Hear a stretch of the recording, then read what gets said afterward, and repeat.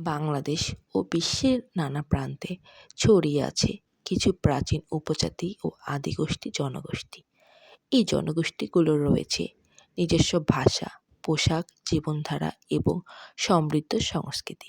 তাদের জীবন প্রকৃতির সঙ্গে গভীরভাবে জড়িত।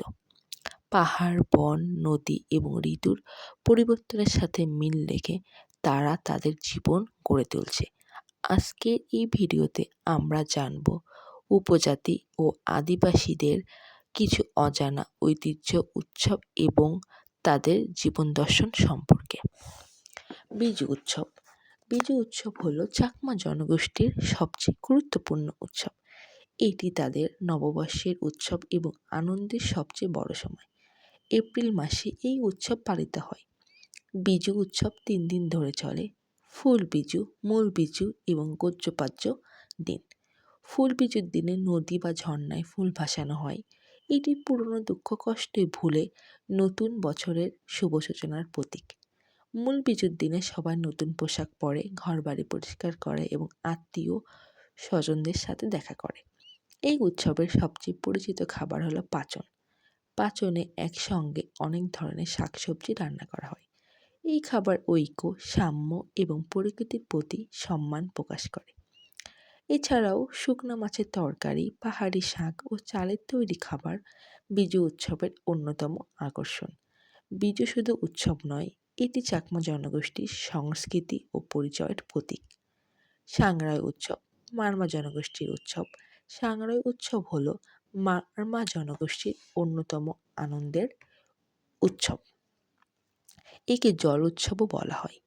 এই উৎসবে মানুষ একে অপরের উপর পানি ছিটিয়ে আনন্দ প্রকাশ করে। এটি এক ধরনের শুভকামনার প্রতীক। মারমা জনগোষ্ঠীর বিশ্বাস অনুযায়ী এই পানি মানুষের মন, আত্মাকে পবিত্র করে তোলে।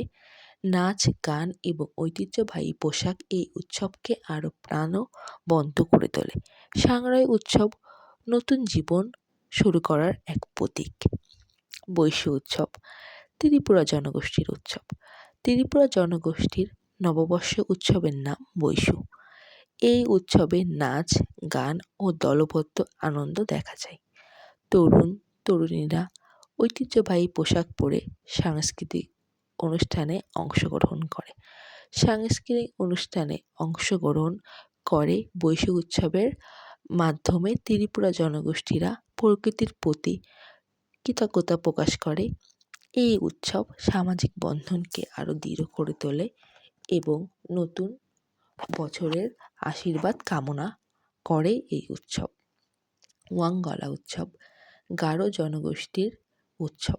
গারো উপজাতির প্রধান উৎসব হলো ওয়াঙ্গালা। একে 100 ঢোলের উৎসব বলা হয়। ফসল ঘরে তোলার পর এই উৎসব পালন করা হয়। ঢোলের তালে তালে নাচ এবং ঐতিহ্যবাহী পোশাক এই উৎসবের অন্যতম প্রধান আকর্ষণ। ওয়াঙ্গালা উৎসব প্রকৃতির প্রতি কৃতজ্ঞতা প্রকাশের বহিঃপ্রকাশ। এটি গারো উৎসবের এক ঐক্য ও আনন্দের বহিঃপ্রকাশ। সাংরাই উৎসব, সাঁওতাল জনগোষ্ঠী। সাংরাই হলো সাঁওতাল জনগোষ্ঠীর ঐতিহ্যবাহী ফল উৎসব। ফল কাটার পর এই উৎসব পালন করা হয়। এই উৎসবে ঘরের দেয়ালে সুন্দর আলপনা আঁকা হয়, যা সাহরয় শিল্প নামে পরিচিত। নাচ, গান ও ঢোলের তালে এই উৎসব আরও প্রাণবন্ত হয়ে ওঠে। সাহরাই উৎসব মানুষ, প্রকৃতি ও জীবনের গভীর সম্পর্ক তুলে ধরে। বিশ্বের আদিবাসী উৎসব। বাংলাদেশ ছাড়াও বিশ্বের বিভিন্ন প্রান্তে আদিবাসী জনগোষ্ঠী রয়েছে। পেরুর ইনকা জনগোষ্ঠী সূর্য দেবতার সম্মানে ইনতি রাইমি উৎসব পালন করে। নেটিভ আমেরিকানদের পাওওয়াও উৎসবে ঐতিহ্যবাহী নাচ, গান ও পোশাক দেখা যায়। এই উৎসবগুলো তাদের ইতিহাস ও সংস্কৃতিকে প্রজন্ম থেকে প্রজন্ম বাঁচিয়ে রাখে। উপজাতি ও উপজাতিদের জীবন ও প্রকৃতি। উপজাতি ও আদিবাসীদের জীবন প্রকৃতির উপর নির্ভরশীল। তারা পাহাড়, বন ও নদীর সাথে মিলেমিশে বসবাস করে। তাদের জীবনধারা আমাদের শেখায় সহজভাবে বাঁচতে, প্রকৃতিকে সম্মান করতে এবং একে অপরের সাথে সম্প্রীতির সম্পর্ক বজায় রাখতে। এই সংস্কৃতি রক্ষা করা আমাদের সবার দায়িত্ব। উপজাতি ও আদিবাসীদের ঐতিহ্য ও উৎসব শুধু তাদের নয়, এগুলো মানব সভ্যতার মূল্যবান সম্পদ। তাদের সংস্কৃতি রক্ষা করা মানেই আমাদের বৈচিত্র্যময় পৃথিবীকে রক্ষা করা। ধন্যবাদ।